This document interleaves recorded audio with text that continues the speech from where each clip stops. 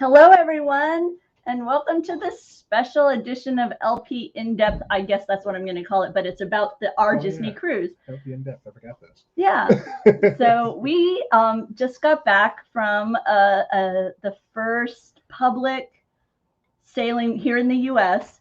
aboard the Disney Dream. Yes, they've just restarted their cruises, and we got to go on the first one on April 9th, a 4-night Bahamian cruise on the Disney Dream. We're so excited. We found out about 3 weeks before the cruise, and we just cannot believe our luck, but we were off, and it was awesome. So what we're going to do here is we're going to kind of go through what our cruise was like with a bit of a focus on what the protocols were. If you have any questions, please go ahead and ask. We were a traveling party with adults and with children, so we can, address kind of the experiences within both of those worlds. So yeah, any questions that you have, please feel free to throw them up in the comments, and we will do our best to answer them here, with the caveat that this is obviously based on our experiences aboard this cruise that left on August 9th. Mm-hmm. And we know that during this process, we anticipate there being some changes. So we recommend, as always, double check Disney Cruise app or with your trusted travel agent to be sure that when you go during your travel, the same experiences and protocols will be in place. And speaking of trusted travel agent, because of everything going on right now, there is no better time, no more important time to have a trusted travel agent. We worked with our partner at Laughing Place to answer some questions, knowing they can get back to us so quickly. So we always recommend Mousefan Travel, mousefantravel.com, for booking any Disney trip, but particularly now with all the complications and rules that are not standard. Use a Disney travel agent, and we highly, highly, highly recommend Mousefan Travel. Our friend Becky over there, and all of her agents. They're a large company. They're one of the largest out there. They'll take great care of you. So. Well, let's get started with the first step in the process. And let me just say that I've never been as stressed in some ways as I was during this, because with the Disney cruise currently, if you are vaccinated, you present a vaccination proof. They have a website that you're going to deal with all of your pre-boarding COVID protocol. You file with them, and then there's a little check mark that indicates you're clear, you're good to go on the cruise. Now, go ahead. No, I've just been, you're correct. So yeah, you upload all your vaccination information if you're vaccinated. Disney makes it clear if you're not, the way Disney works is you need to test. If you're vaccinated, you can opt out of testing. There's obviously no rule you have to opt out. For whatever reason you don't want to put your vaccination information, or you have any trouble getting the vaccination information up there, you're free to test. They won't stop you. But in general, if you're vaccinated, you don't have to test. If you're not vaccinated, and that includes children who aren't old enough to be vaccinated, you have to test within 5 days of your cruise, and then test again just before embarkation. And it impacts your whole travel party. So even if you're vaccinated and someone else in your travel party is awaiting this secondary test that happens at site, that can impact your ability to board. So there was quite a bit of nervousness amongst our travel party regarding awaiting that final, yes, you're clear to go aboard. It was supposed to be about a 30-minute. Supposed to be a 30-minute. It ended up being 45. You can see the picture right there by the screening process wording. It's just a kind of a makeshift tent out there. It is pleasant temperature-wise. Extremely. But it's just a simple TV that would list your number, and then whether or not you were you could go. It was like cleared. We did not. I know you said this. I'm going to no, go ahead. Very clear. If you are traveling as a group and anyone in your party has to be tested and they do not pass the test, no one in your group goes.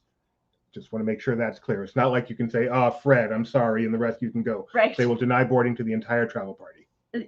Exactly. So like I say, so this was a stressful part of the initial boarding, but then once you receive that clear, then you can head over to the terminal, and that's what that picture is there in the lower right corner, this portion right here. This is when we received the all clear and we headed over to the terminal. Right. It was amazing how empty it was once we got over to the terminal. And yeah, so a lot of this will be, you know, differences in cruising before.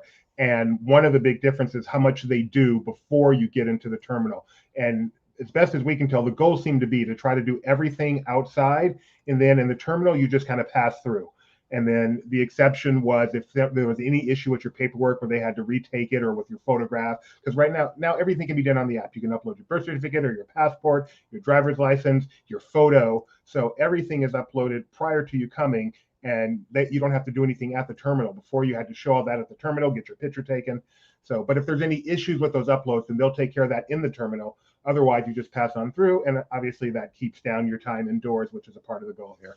And this includes even your key to the world distribution is handled differently at the port. I mean, before the terminal, we were given small pieces of paper. You can see them here by the Castaway Key logo there in the terminal, and it just had a simple QR code. We got our picture taken by the mouse ears, entered into the ship, and it wasn't until we reached our stateroom that we actually would receive our key to the world. They had it there on the fish. You aren't picking that up. They're in the terminal, just a little bit different. Thanks Morgan for thanks Nick for asking about a senior discount. No. Yeah, so it's kind of weird to have your key just waiting for you on your door, but I mean, I guess what difference does it make? No one's going in your room for any reason. Yep. And welcome aboard. There isn't a sail away currently. Instead, what they do is they welcome you aboard as if you've been on a Disney cruise. You know what that's like, right? You cross the gangplank and it's... We'd like to welcome the Moseley party. And there's lots of cheering. And then usually at this point, you would just kind of meander to cabanas or maybe some other lunch place. If the room's ready, you can go to your room. Or up to the upper deck and throw on your pool clothes and go jump in the pool if you remember to put them in your carry-on. I almost did it. But in this case, what happens is you're directed to one of these Mickey markers here in the atrium, and there's a brief welcome presentation with Captain Mickey, Captain Minnie, and some of the cruise entertainment team. Dancing, singing, lots of fun with that. And then it's time for your assembly station hunt. Were you going to show some pictures? I was just going to show a quick picture of Mickey and Minnie dancing, but I'm not very good at this. No worries. There we go. Check them out. Oh yeah, so nice little song and dance. And once again, there's a difference with the way muster drills are. If you remember, it could mean that you were wearing that life vest and standing out in the sun on the deck, but not anymore. Now what happens is it's like a little scavenger hunt in the app. You are directed to your assembly station. It tells you what assembly station that you need to go find, and then you walk around the ship. And there's all the cast are there around to guide you. If we were looking for assembly station K, as I recall. And once we found that assembly station, we merely directed our cell phone up towards it. And I am unsure if it was more location based or if it was kind of like an image recognition. But once we were in our spot near assembly station K, a little magic happened on the app. And we were done, and we were considered checked in at our assembly station. So no more we didn't have to wear our life vest to do that. We didn't have to do any other things. It merely was making sure that we knew step for step, like where on the ship our assembly station was, and they got that confirmation through the app. And then the only other thing regarding the muster is later on, they basically stopped all activity on the ship. Every screen on the ship played a safety briefing, and they urged everyone to watch the safety briefing. They also had it available on demand in the room. So that was also a requirement to watch the safety briefing, and know where your muster station is. We did both of those. I watched it on the funnel vision. They blew the whistle. Everyone got out the pool. They showed it on the funnel vision. Everyone got back in the pool. It was pretty cool. I was in the stateroom. I was in the midst of unpacking.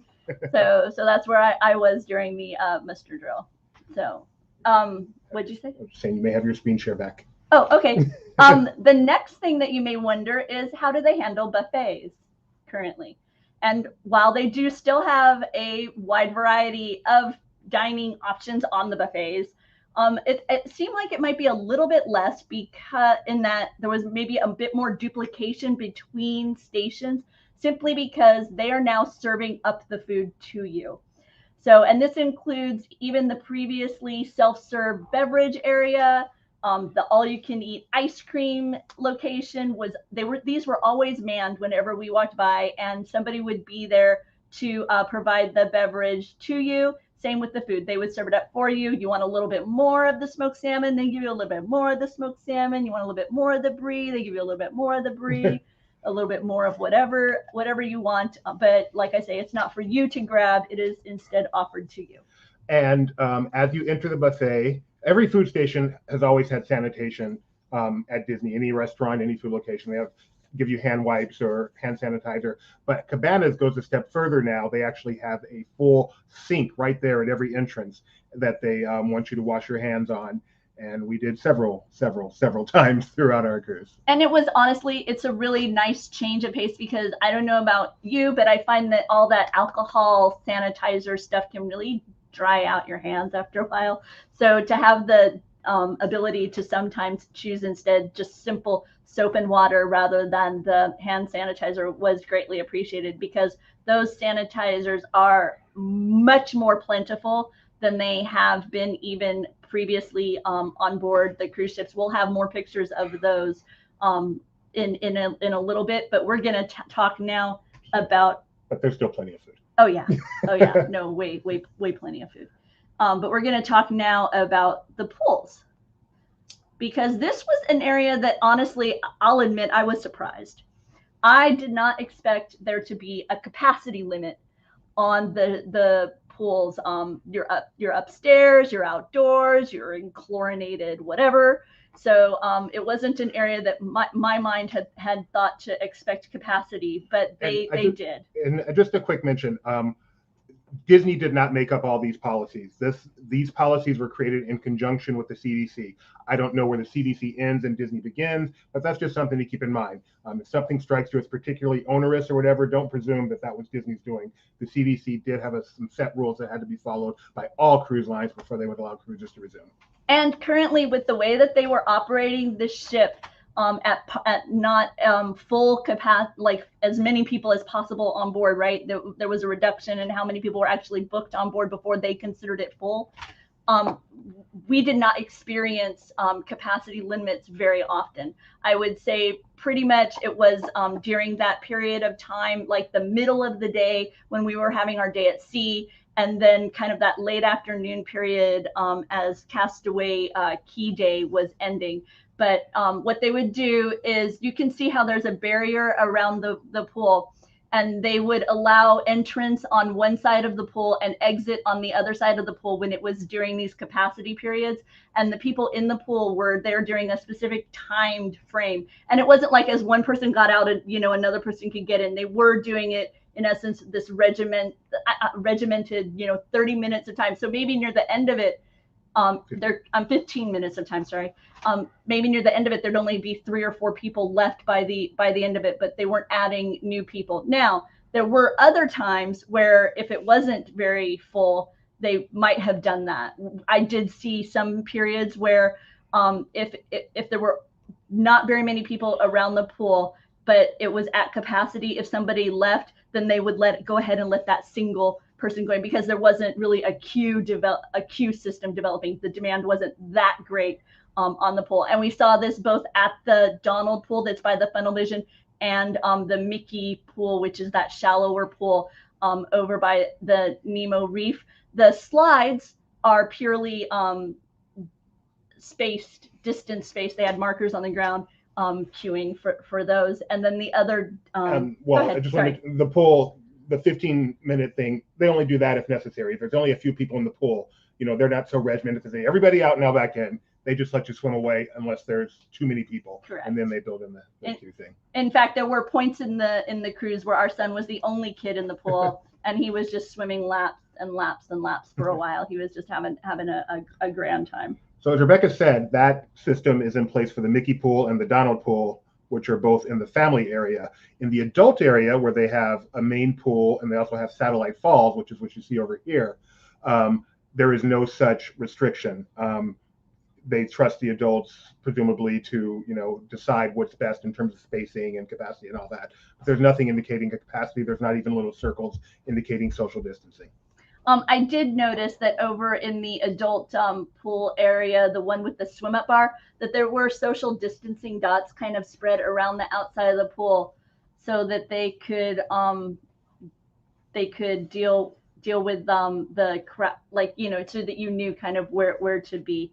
Also, there were deck markers along the top of the ship. You can see some of them here. Some of these were for queuing regarding the pool access, but they were also to provide social distancing during deck events like fireworks or dance parties, that kind of thing. Yeah, Gideon, I see you talking. Yeah, go ahead, no worries. There was one moment where the pool had one spot left, and there was a party of 2 people, and they didn't let them in. But then when I walked up alone, they let me in. Oh, okay. Okay. So it is an actual thing and not a party limit. And also, if there's a party of 2 waiting, they will let the party of 1 in, at least in that moment, since there was no one else waiting. Gotcha. And you can see the Mickey pool there. It's not only the center part that's really deep, but it's also the very shallow part all the way around. That whole area, the capacity was 13 people. That's the Donald pool. When we were there, it's Donald pool, yeah. You're lucky I didn't say Goofy. The only visible differentiated experience based on vaccine status that we came across was within the fitness center. The fitness center had designated fully vaccinated guest time periods. During these time periods, you were able to use the equipment and the exercise equipment without masking. All other times, you were required to keep your face covering. So it was only optional during those times for the fully vaccinated guests, and they did ask for proof of vaccination, but we did not see any other examples of a differentiation. We've heard about that on other cruises, whether it be seating areas or certain areas of the ship's entertainment being accessible or non-accessible. That was not the experience aboard the Disney Dream. And we probably should mention masking in general. I don't think we have, but in general, you masked indoors. Outdoors, no mask required, other than on the tram at Castaway Cay. Indoors, mask required, other than when eating. And in general, that was done as when you sit down at your table, or if you sit down at a table at the bar, take off your mask. When you get up for any reason, put your mask back on. Only exception to that I can think of indoors is you did not have to mask for the backdrop pictures that Shutters does. When they set up the atrium with the beautiful backdrops, you did not have to mask them. You could take your mask off for those photos. If you're just getting a picture with the character, like you can see over there where we're meeting Ariel, you did still have to keep your mask on. But once you sit down to eat, or for the Shutters backdrop pictures that they set up in the atrium, you did not have to mask for those. The protocols around the ship, they requested that it be only 1 party or 2 individuals in the elevator. They had a hand sanitizing station right outside the elevators. The doors to the bathrooms all indicated the maximum capacity. Frankly, this seemed to be pretty much related to how many toilets were in the bathroom. So they didn't want people just standing around waiting for a toilet. And then they would also block off the sinking area so that you worked side by side at the sinks as you were washing hands. So those were some of the protocols around ship. And as Doobie pointed out, if you were getting a picture with a character inside, you were going to have a mask. But if you were taking a picture with a character outside, you were unmasked. So. And other protocols, the tables, for example, at the lounges like Pink or up on deck, they had regular tables that had little sign on them saying, please don't sit here, adult area as well. Please don't sit here, so that they could create that spacing between tables. Oh, one of the things I meant to mention in the pool deck area that I forgot was that I have in this image is that instead of grabbing from the bin of towels like we have in years previously, they had individual towels seated on each of the chairs, nicely rolled up so that you knew it had been unused. And this was how you grabbed a hold of your towels rather than reaching into a bin and possibly touching lots of other towels in the process.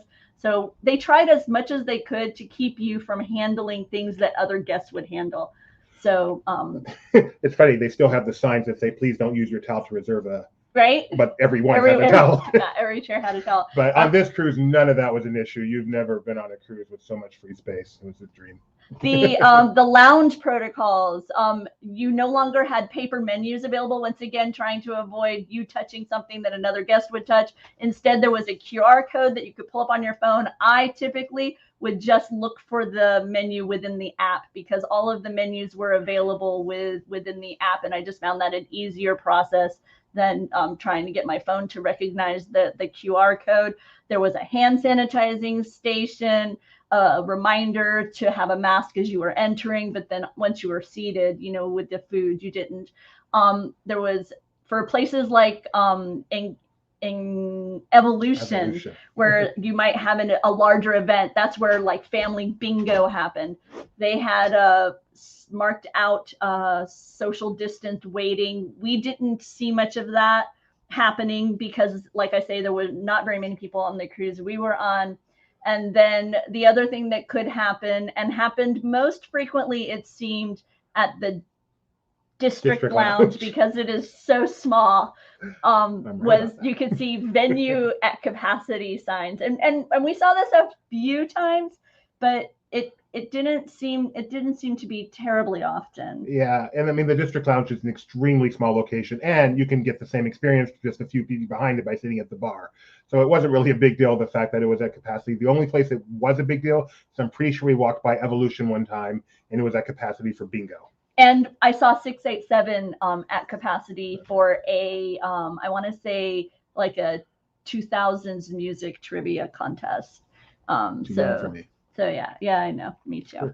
So those are some of the differences. Oh, speaking of trivia, very important. Usually, I know there's a lot of Disney Cruise trivia fans. Usually, you swap papers to grade. Oh yeah. Now you grade your own papers. All on the honor system now. Yep, it is. So yeah, let's see. Youth activities. This was a concern of our son before we jumped on board the Dream, because he lives in the kids zone, the Oceaneer lab and the Oceaneer club, and he's on the edge of aging out. He is at 12, which means he could have visited Edge, and next year he will have to be over at Edge, but he was worried he was going to age out before cruising had returned. So he was very excited when this opportunity happened to go. However, they require reservations now, and they are in blocks of about an hour and a half on some days, and 2 hours or more on other days. So it varied a little bit, but you would register ahead of time. And they do not serve food inside of the location currently. Obviously water, but no food. And the way it would work is that when your child checks in, well, first of all, as you're going to check in, they would only allow one adult to accompany the child to the location. It's a very narrow hallway, and they designed it now that it's one-way traffic. So you would start midship, travel down, check them in, and then continue on to the aft part of the ship. This was okay when Doobie and I were going to meet up at one of the adult lounges, because those tend to be aft. But when we were going to be meeting up in the adult pool area, like Satellite Falls or this kind of thing, those are forward. And so, a little less convenient to have to go all the way to the back of the ship in order to go all the way back to the front of the ship. But, it is what it is for right now. Gideon had a great time. When you would check in, they would give you a colored dot on your magic band to indicate which group you were a part of. The groups of kids tended to be around 10 kids or so, and they had an assigned group activity leader, one of the youth activity counselors. and they would rotate among various experiences there at the Oceaneer Club. So, you know, sometimes he would gel really well with the counselors, and other times maybe not quite as well during that particular, you know, slot, you know, just as it would be in any other time. But overall, it was a really, really pleasant experience. The reason why he had that yellow backpack is because when he first checked in, that's what they gave him for his supplies. They gave him a set of crayons and some other craft materials that he then would bring back with him each time, so that they weren't sharing the you know, craft supplies. Like I say, once again, they tried very hard, even in the kids zone, to you know, minimize the amount of sharing of supplies among the guests. We're live here, so if you have any questions as you're watching, don't hesitate to ask. This was our 12th cruise, so we've been on quite a few of them, and, you know, happy to offer you, you know, specific information regarding any of your favorites or any questions you have.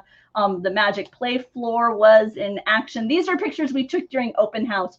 Typically, they don't allow image photographs during the, you know, other sessions, but during the open house period, this is when adults are allowed within, and so we wanted to be able to share with you a little bit about what the experience was like.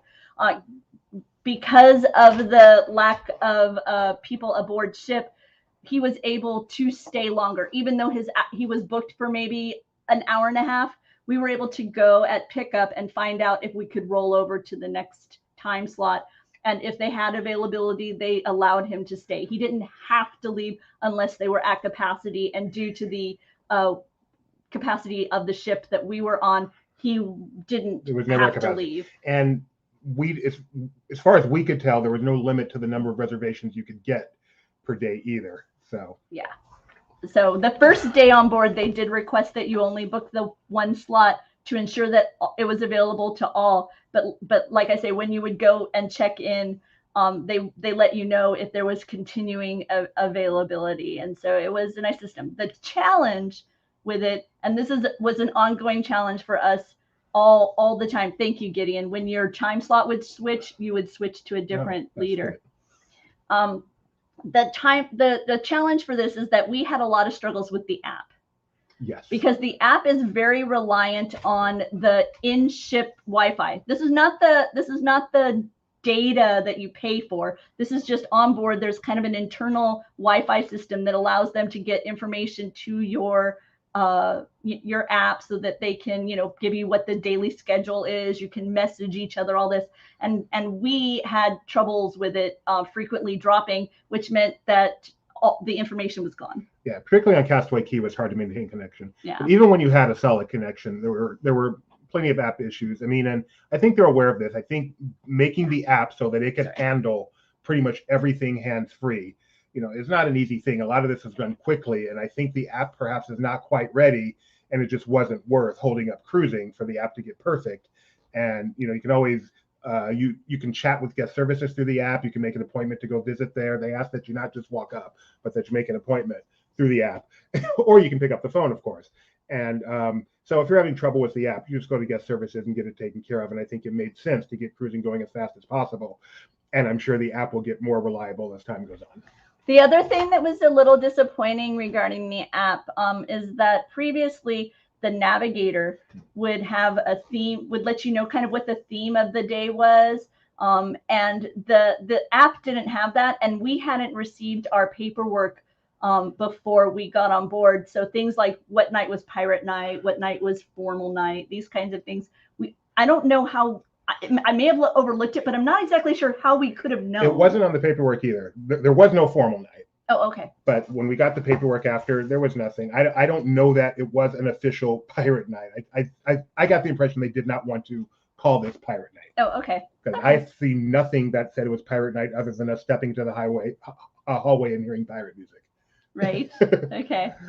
Gideon makes a great point. The kids club on the island, Scuttle's Cove, does not require reservations. You can just drop them off at any time. That's of course all outdoors, which means the kids also don't have to mask, which is kind of fun for them on Castaway Cay. And Doobie and I have been writing a series of articles about this, and we'll put them as links below, kind of going into a bit more detail on some of some of these topics. Yeah, tons of articles already, many more to come, so much detail. We feel like if we got the privilege of going on this cruise, we better at least do our job. Yep. The dining room protocols. So as we noticed, our dining times were a bit staggered, even though it was like an 8 o'clock dining. You had arrivals from like 8 o'clock through to about 8:15. Honestly, I don't know how much so. they spread it out, but yeah. In the past, we've had it be everyone just had the same time. You'd often get a queue outside the restaurant. Now they kind of spread it out a little bit so people don't all arrive together. We talked to our server. They said they've actually tried this in the past, but now obviously with the protocols now, it makes perfect sense because oftentimes there'd be quite a line to get in the restaurant. People just get the feeling, hey, my dining's at 8:05, I should show up at 8. And you can show up at 8:10 and have the exact same experience, but people just naturally do that. So. And even though we have the protocols, the royal palace, the princesses were out front so that we could take distant selfies as we entered. Mickey and the gang came around and did a dance and song and stuff when Doobie was dining at Enchanted Garden. During our dinner at Animator's Palette, there was a gang of pirates that showed up, and as Yo-Ho played, they danced around the location. So there was still that, dinner entertainment. At Royal Palace, we even have a live pianist. Yeah, I believe this is actually a new show that's having the characters come into Enchanted Garden. Okay. I'm pretty sure that's a new show. I don't know about the pianist, to be honest. Yeah. I wish I did. But you haven't gotten to entertainment, but that kind of, when we get to entertainment, we'll talk more about why I think this is a new show and some of the other stuff related to that. At Palo, we experienced the new, you pay $45 for a prefix that's an appetizer, a salad, an entree, and dessert, or there's various a la carte options. And it isn't the same level of kind of food that would just continue to come, right? Right. Yeah. So Apollo used to be just a flat fee you pay, and it's all you can eat, just like the other dining room. And now, as Rebecca said, there's prices for each individual item, or you can get the fixed price menu, the prefix yep. menu, and choose one of each. So I think we both went a la carte for everything. Nope, I did prefix. You did prefix. I went a la carte. Yeah. It ends up being about the same unless you want to go beyond and get 2 or 3 entrees or something. And for you platinum members out there, the way it works is the platinum it works for the prefix, or if you want to go a la carte, you reduce the cost of the prefix, which I believe is $45 from your bill. I'm trying to figure out why you're so unfocused and I'm so blurry. Yeah, I don't know. Doesn't like me. But I got to show you Paulo because Yeah, no worries. My wife looked good. No, I look sunburned. This was Castaway Key Day, so yeah, that nice sunburn going on. And it was also pretty quiet in Palo. They kind of spread out the seatings and really spread out the restaurant more than usual. And you'll see in the write-up that if you do want to try additional entrees or additional elements of the meal, you are not paying prices that would be equivalent to on land by any stretch of the imagination. It's much smaller cost for what you are receiving. Yeah, it really just seems to be to discourage. Yeah, I'll try one of each. The food is really good. So right. But yeah, it's cost almost $6, $7, $8 to get another appetizer or entree or something. Not a big deal at all. Oh, continuing on, we've got entertainment protocols. The theaters, they block every other row. They ask that you arrive with your party to all seat together. They have hand sanitizing stations. They do not sell food, so you won't be taking popcorn into the theaters or snacks during our cruise. They do permit beverages. When we first boarded, they were saying, you can bring water into the Walt Disney Theater, but that quickly changed to beverages. So I would check on the protocols for your cruise to see what's going on with that. Also, as we mentioned before, they do have fireworks on the upper deck, a new show called Disney Ever After. It's about a 3-minute medley of music, and you've got fireworks launching from the aft starboard side of the ship. And really nice. You Can Fly, How Far I'll Go. These are some of the songs that were heard in the Disney Ever After medley. We have a full video available here on Laughing Place. And so some specifics about the entertainment itself. Walt Disney Theater had 2 shows. It had Believe and it had Beauty and the Beast. Beauty and the Beast played on several days. I believe it actually ended up playing on 3 days to give an indication. I'm sorry, to give an opportunity to see it, because that's obviously their premier show there. Hey, Edith. I agree, Edith. Yeah, there was more entertainment happening than I expected as well. Characters were and the performers in the shows were not masked. Characters were everywhere. I mean, everywhere, all the time. You had no trouble finding characters to get those socially distanced pictures with them. The ship entertainment that you're maybe used to, like the variety act or the comedian, the juggler, none of that was there. There seemed to be only 2 entertainers on the ship.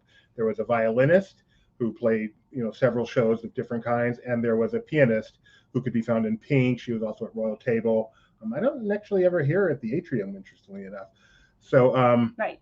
So and then there was the Buena Vista Theater, which was only showing 3 movies. They were showing Black Widow, Jungle Cruise, and Raya. Yes. So the most very recent movies. I was going to say the most recent Disney theatrical releases. And then, of course, Funnel Vision was showing all kinds of stuff. Mm-hmm. So I think because of the cut down in some of the stuff like the variety acts and such, I think is why I believe the Enchanted Garden show is new and things like that. The pirate show with the pirates running through, there was no pirates on deck like there normally was, but they did come to the restaurant and run through and do a little show. So I think they just, and of course as you enter instead of a sail away. So the entertainment is not as broad as it once was, but it is definitely still there. And sure. Gideon says not Royal Table. What's it called? Royal Banquet Hall? Court. Royal Court. I think it's called Royal Flush. Court. I forget. Royal Court. Another experience that is a little bit different than what you may have enjoyed before is Castaway Key Day. To avoid that gathering on the gangplank, they have a virtual queue opportunity for the earliest hours of the day. This really is only applicable when it is crowded. By the time we leisurely got up, ate breakfast, wandered around the ship a little bit, and went to leave, it was not available to virtual queue. We just strolled right off. Masking is required on board trams at Castaway Key, in the restrooms of Castaway Key, in the shops, and while you are queued for lunch. So do not expect to just abandon your facial covering when you are on the island. The one location I did notice they had disposable masks readily available. Mm-hmm. So yeah, because I think it's easy to either forget it, get it wet, get it gross, all these kinds of things. They do not advise swimming in it. Right. Exactly. So there you go. Let me see. Where do we want to go next? Well, I guess we can talk about Debarkation and then talk about the film. And then we can just talk about fun. So let's get through Debarkation. Debarkation protocol. Interesting. So it was funny because I called up guest services to ask what time we should have our suitcase out in the hallway, because there was nothing telling us about that. No, we couldn't find it. It's only because we knew that was a thing that we even called. And then at some point later in the day, our cruise director or someone came over the PA to tell us debarkation information. It looked like in getting everything ready to go, they just missed one little step. Yeah, exactly. So that was a little unusual. But in fact, if we got differing information, but ultimately our suitcase was out on time, and we didn't have to haul it all through the morning hours. So it's pretty much the same, almost exactly the same. You put your suitcase out the prior night, it gets taken away. You go down, you have your lunch in the same, you have your breakfast in the same place you had dinner the prior night, which for us was Enchanted Garden. Say goodbye to your servers and get off the ship. But you don't just walk off the ship in a large queue like you used to. They actually I feel like they were somehow, do you remember how it was by tag. Okay. That's right. So they would say, and now those with the Tinkerbell tag can go, and now and it was like, you know, each tier would add more people to being able to depart. And it took longer to get off the ship than it has in the past. You can see in this picture. Well, there was a little bit of H2 there. I've got another one I can show. I was gonna say the queue extended pretty well from the where you typically would board the ship that first day through that atrium, down the halls of where the merchandise shops were, and over to the Walt Disney Theater. And people tried to leave a little bit of distance between each other. It really was the most crowded it felt all cruise long. And it seemed to move in shifts so they could prevent it from getting too crowded in the next area. And then another common thing I saw was people getting to a point and not being able to exit because there was an issue with their bill. And I feel like in the past they would have like put something under your door or something at this point. But the only way I could have checked that everything was fine that I'm aware of was to look on the app and the folio. And if someone's not thinking of that, you know, they don't realize that, their credit card company said, hey, why are you getting this charge from Disney? And didn't let it go through until they go to check out. They look at the key and they say, oh, you've got an outstanding charge. And then they send you back to guest services to take care of it. So not a major thing, especially for us, since it didn't happen to us. So which brings up the app again. And that is one of the elements of the cruise that led to the most frustration for us when we would try to purchase. We tried to purchase the equipment for Castaway Cay, and we got an error message, and so we had to schedule an appointment in order to be able to do that. Like I say, we had booked several sessions for Gideon at the youth activities.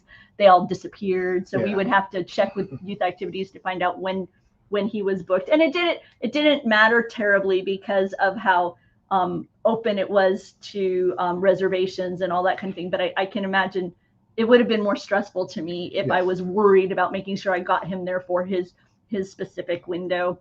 One dining change that relates to the app: when you get room service or you buy a drink or something, instead of them handing you a bill that you sign, they just ask for your room number and your name, and then the charge appears on your app. And what's nice is it appears in kind of a pending section where you can then open it up and add an additional gratuity and then close it out. It only stays there for a while though. So like, for example, we got drinks at Castaway Cay, and the app just plain wasn't working for me at Castaway Cay. I couldn't get a Wi-Fi connection there. By the time I got back on the ship and wanted to add an additional gratuity, it had already closed out and it was just too late to do it. So, not a big thing, but a thing. So just something to be aware of, something new regarding your trip. But as always, we had an amazing time. But the system in general is really nice for that, because it's nice not to have to wait for a bill. Once you know they have your room number, you can just get up and walk out whenever you're ready. Yep. So that's really nice.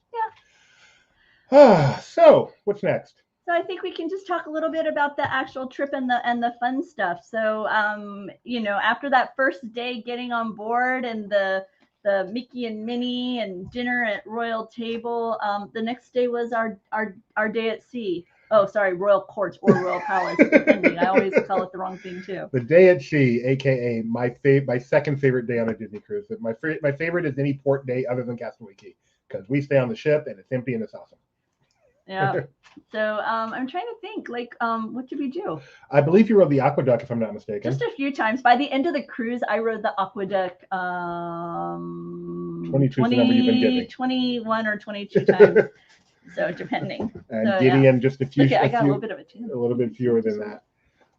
We played some trivia. Yes, we did. Disney Tune trivia. We won. Yes, we had some fun doing that. And a lot of exploring the ship, of course, because it's been a while. We wanted to see what it's like. I got to lay on deck 4 with nothing better than that. Yes, for sure. And just living the cruise life was pretty awesome. Yeah, it was good. Very, very good.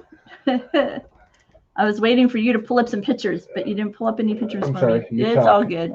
It's all fine. We went on the adult area that day, I believe, too. Probably. That was our Serenity. Not Serenity. What's the name of this place? I don't know. I'm going to share a picture of Minnie. Oh, see, I was just about Minnie eating dessert. Okay. We went to Satellite Falls, which we love to hang out at. Yeah, that was fun too. That was really nice. We were at sea, so the falls of Satellite Falls weren't going, but that was a lot of fun. Yeah. You can take that picture off now. No, it's all good. I'm going to leave it there for a while. There's the aqueduct in case you were wondering. It was featured at the beginning of the the video too. And the Mickey slide, of course. And I think that's pretty much what we did that opening day. Of course, we had lunch, we had dinner at Animator's Palette, which was a ton of fun. One very important thing we did that day, I'm sorry, is I got to go to Vanellope's. Yes. And you made a friend there. I made he a was friend. wearing a Hamilton mask, and he made a friend with Enrique of Vanellope's. Enrique of Vanellope's. I wore my Hamilton mask one day, and it happened to be the day I went into Vanellope's. Enrique saw it and said, Hamilton! And so we bonded over Hamilton. We did some singing together. So I ended up getting Vanellope's. What you can do at Vanellope's is you can buy an ice cream dish and have it delivered to your dinner. And so I got I have it. It was a race car. Yeah, I got the race car, which is like a free ice cream sundae. Yeah. And Enrique brought it down for me. We did some Hamilton singing, got a picture with him with my Hamilton mask on. It was quite a delight. And, you know, this goes to my absolute favorite part of going on a Disney cruise is meeting people, both other guests. We met some other guests, which were really nice, and meeting the cast members from all over the world. I believe Enrique was from Mexico. And we bonded over Hamilton and had a great time. I made sure he was the one cast member I made sure to go say goodbye to at the end of the cruise, because that's what it's all about. And I think that this is rather indicative of the cruise. Juby enjoying himself immensely, and Gideon hiding in embarrassment at his father's antics with the cast. This was actually the night we also got to talk with Crush. Yes. So Turtle Talk with Crush is the Animator's Palette show, and then we had Animator Palette 2 days, so we also were in there for Pirate Day, which is the best day to be there. So we had the best dining rotation. And that night was the first display of fireworks, because what they did was they divided up the fireworks on this cruise. The first night was for early dining, and the second night was for later dining.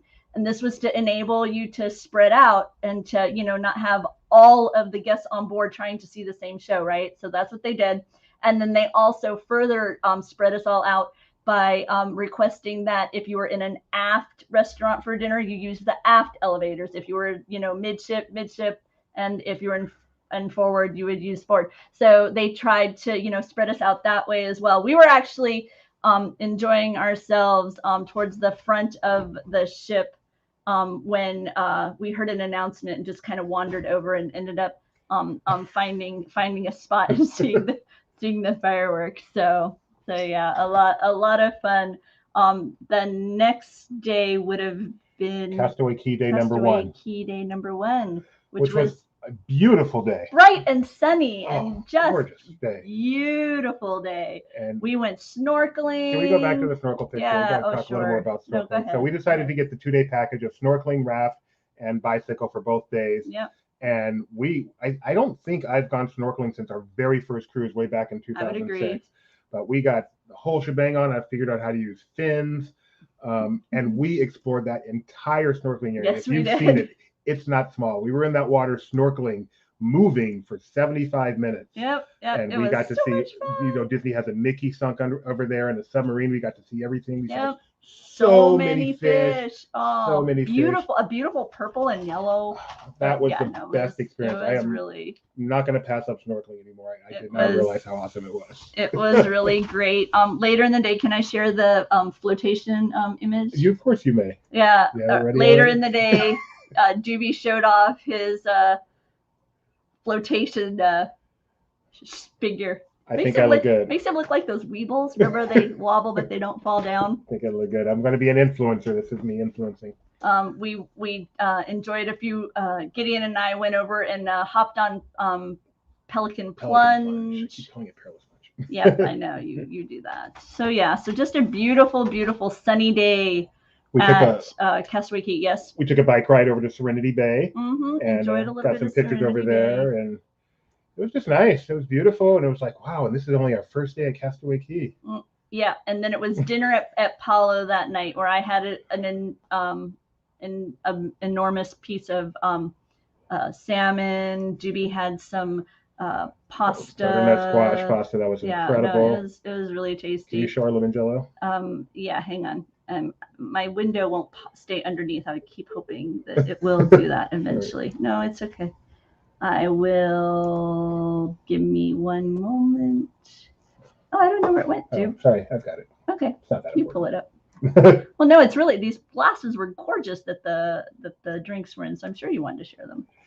Yeah, so Apollo usually does start you off with an amuse-bouche, where they bring you, in this case, was a little dumpling. Yep. That was really nice. And then they always close it off with the limoncello, which is the only alcohol I have on the ship. And it was served in these beautiful Murano glasses. I mean, just look, GB, there's a second picture that you took of us holding it up against. Oh, look at that. So pretty. We were there right around sunset. Just a great evening at Palo. Our server was amazing. I can't remember her name, but she's from the Philippines, and she was just so delightful and so wonderful. Next time we go, so Palo on the Dream has a water menu. Some places have a wine menu, which they do, of course. They also have a water menu. So they have $100 bottle of water there that I cannot wait to try. And we asked her, has she tried it? She said yes. And we're like, is there something particularly special about this $100 bottle of water? And she said, it quenches your thirst.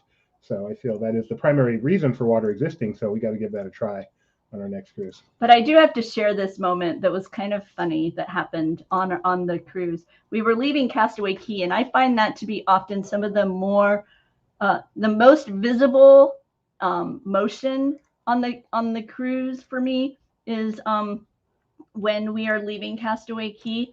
And look, my salad bowl, because it was so narrow on the bottom, this was at Palo, and you can see my poor little salad was like moving. You can see the water, not much motion, but the little salad bowl.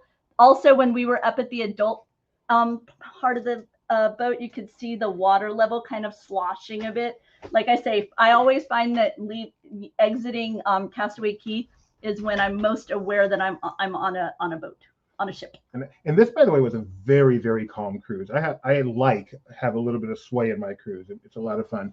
This was the first time I've gotten off a Disney cruise ship and did not feel like I was still moving when we got off. It was extremely calm. You know what's funny is it hit me when we got home. Like we were in Florida for 2 more days before we came back to California, and the day after we got off the plane, that was when I was like noticing. I'm like, woo, yeah, okay, I took a cruise. But this is Doobie's new favorite place on Castaway Cay, and why I might actually be able to get him back to Castaway Cay in the future. This is Castaway Cay day 2. After Palo, we went to Admiral's Palate because I was still hungry. No, I wasn't still hungry, but I wanted to go. Gideon had to eat. We got to see. That's when Gideon got his. No, that was Pirates Night. So we got to see Pirates Night. Yeah. The pirates running around. Pirates running around. But I did shopping. But on day 2, Castaway Cay was like the opposite of day 1. It was dreary. It was raining off and on all day until about 3:00 in the afternoon. So that's my tip. If you desperately really want beautiful weather on Castaway Cay, hedge your bets. If it's miserable in the morning, give it a chance, because perhaps it'll change at some other point during the day. It changed maybe around 2:30 or 3:00, and it was gorgeous until we set sail that evening, which was about 4:45, 5 o'clock. Yeah, on board 4:45. Yeah. Before I forget, Castaway Cay did not have the 5K. The route is still there if you want to do yourself, but they did not have the 5K. But they not have organized event. Okay, you were talking about this lovely place. Doobie does not like sand. You can get to this beautiful location without having to traverse any sand. And the bartenders there were lovely. It has a really beautiful scenic view that Doobie's going to pull up for you. You can look out over the whole area. You can look over the family beach, where the cruise ship is. You can look over the secondary family beach. It's just a really beautiful spot. And I know that now when we are going to be cruising, I can get Doobie to get off the ship, because previously he would stay on board ship because he doesn't like sand. And met a lovely couple there. Talked to them about football, joked around about lots of stuff, because that's what cruising's all about. Yep, that's what's a good time. Good time.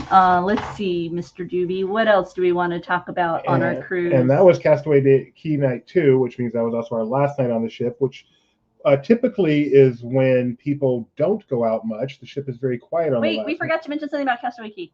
Oh, go for it. Oh, Luis. Yes. How can we forget Luis? I know. So let me bring it over here and share it on the add to stream. Where are you? Sure. I've got too many things going on. So we're just standing around on Castaway Cay in the rain, getting wet, not too far from the Frozen bar, which is a non-alcoholic bar. And Luis goes, Would you like a sample? Those are like my 4 favorite words in the world. And it was a variety of really interesting slushies. They're like most of them were frozen coconut water based. My favorite was a strawberry coffee mixed with the coconut water base. So really hydrating, which was much appreciated over on Castaway Key. I ended up purchasing that one, but some were lemon, some were passion fruit. This is how they get you, because I'm thinking, sucker, I'm not interested in this stuff. I'm going to get a bunch of free stuff. And then we buy one. See? Tasty. Thank you, Gideon. 5 words. I said that. Yeah, I enjoyed very much. You make a much better influencer than I do. My frozen drink. So yeah. Then it was back to the ship. So to enjoy a few more pictures, a little bit of shopping. Like we say, you could find the characters all over the place. Indoors, you're gonna have a mask. You encounter them outdoors, you can get that unmasked picture. I believe you did some more aqueducting. Just a few more aqueducts. Gideon rode some Mickey slide. I'm always hanging out on deck 4. This is my favorite spot, is just sitting on deck 4. Yep, lots of fun on deck 4. Dude, I wish the camera didn't like to blur me so bad. Yeah, it is what it is.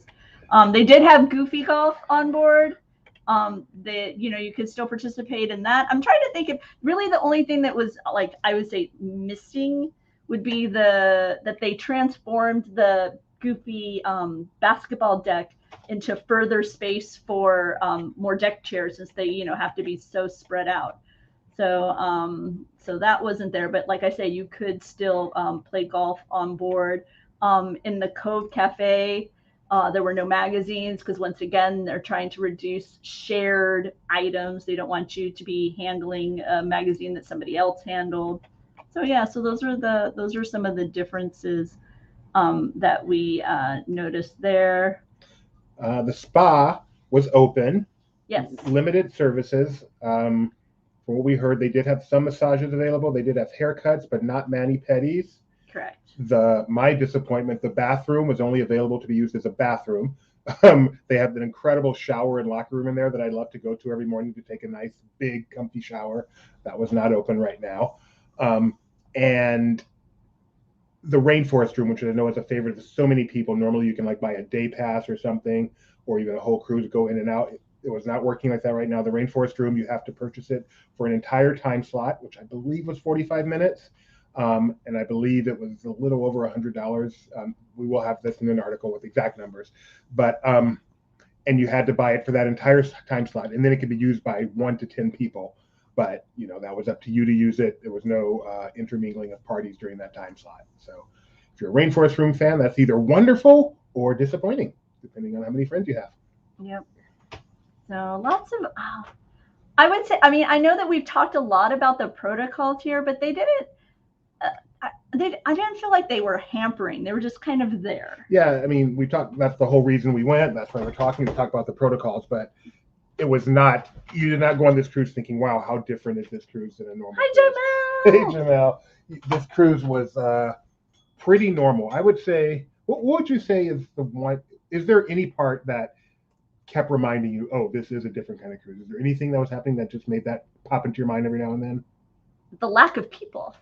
That's for sure. It was just really, because we've been fortunate enough to do a media cruise that is a reduced capacity, but this was even far less than that, and so that was to not have table mates and to not have a table. Like we would have empty tables near us, and then there would be a table like just a little bit away from us, that kind of thing. And then the other element of it that I would say was noticeable with that was that because of the masks, while the hospitality level was incredible, I didn't feel like I got to know the cast in the same way, or even the other guests. Yeah. Because depending on whether you initially met the guest with or without a mask, you may not recognize them later. The cast were always masked. We never encountered the cast without masks. And on the upper deck. Upper deck. Usually they were on the upper deck, but they didn't. Like lifeguards. Right, sure. Yeah, lifeguards didn't, but that was about it. I can't on the really ship, think of yeah. I can't really think of anybody Like else the who crew would- staff, we love to do the trivia and stuff, so you kind of get to know the crew staff. Yeah. But I don't know what they look like. Right. Yeah. So it was for whatever reason I didn't feel like I knew them as I found myself looking at name badges more than faces. Agreed. So that was just different. And one of the things you often do on a cruise, you see someone karaoke or win a trivia or something on day one, and then you kind of wave and just, that familiarity as the cruise goes on. And that didn't happen as much, both because of the mask and because they're spread out. Like, right. There's the next table over at dinner is way over there. And eventually we said hi to them, but it wasn't as natural as it often is. Right. So, that's different. And the cruising is really a community thing. Some people that's a positive, some people that's a negative. For me, it's a huge positive, and that was a little hampered on this cruise. But I'd say that's about it. Yeah, that was the same. But I'm curious what Enrique looks like, frankly. But but there's no denying the beautiful views that we were able to enjoy on the cruise, or the food, the tremendous food that we were able and to the service enjoy. Top notch, not lacking in any way. The Disney characters were plentiful. So all in all, I mean, I left this cruise. I wanted to go back right away. We were looking for how we could go back before the year is out for another one. I don't know that will happen, but one can dream. And to be honest, we weren't sure that would be the case. We were excited about this cruise, obviously excited to get back on the ship. But we did not know if we would come off there going, this just isn't the same thing. We'll wait until things get back to normal. Yep. No, this is close enough to normal that we are more than happy to go tomorrow if given the opportunity. Yep. So hopefully another cruise is in the near future for us. Thanks for joining us. I think we covered it. Like I say, there'll be links below offering you more information. Our goal here was to do our best to let you know how is it different if you're somebody who's cruised plenty with the Disney Cruise Line. We wanted to give you an idea of what you could expect that's a little bit different. If you're just joining us, rewind to the beginning. We kind of go bit by bit through the various areas of the ship and let you know what is. It's weird how there's only part of the picture, right? I got to move it over. Oh, I was just noticing that the arrow was right in my eye. Oh, was it? Oh, that's funny. Oh, okay. So we did our best to kind of go through each area of your cruise experience and offer what was different about it. Thanks, Susan. I'm glad you're here. Yeah, get that son of yours to take you on a cruise. Yeah, totally. Forget him. Just come with us. Yeah. So yeah. Trust me. Pretty soon, in about 10 minutes? No, 8:00. Oh, in a half an hour. In a little over half an hour, Disney Trivia Live will be here. Doobie. We've got two contests today. And Gideon. Two contests. The first one is Disney Cruises. Yay! And the second one is I forgot what it's called. Something about Small World. Okay. Not really. That's kind of the overarching theme. It's not just about the ride. Nick wrote that. It's not that good, but the cruise one's great. I wrote that. So be sure to check the links below for articles about the youth activities, Paolo, using the app, how to make sure that you're ready to pre-board. Like we wanted to make sure to recommend to you our partner, Mouse Fan Travel. Thank you, Mouse Fan Travel.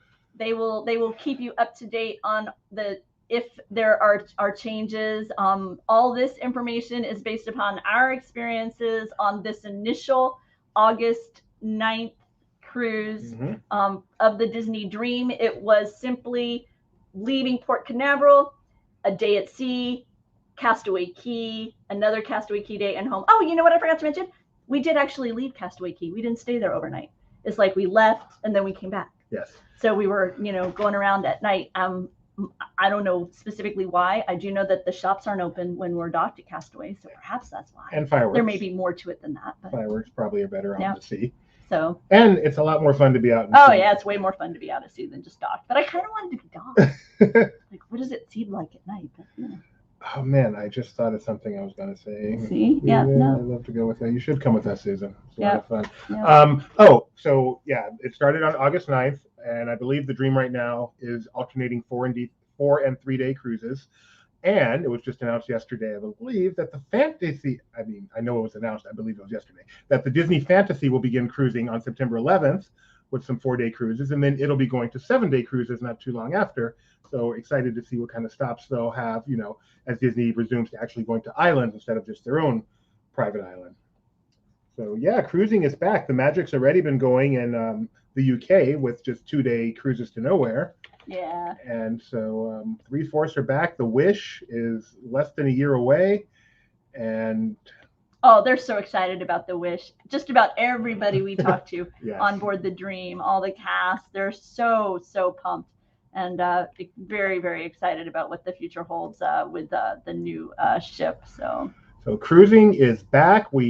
If you're wondering if you should go now, the answer is a resounding yes.